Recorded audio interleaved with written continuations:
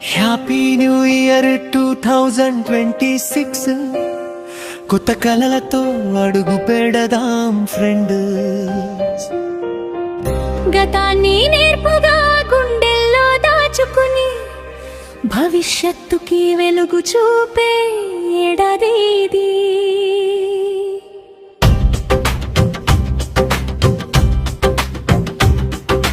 happy new year,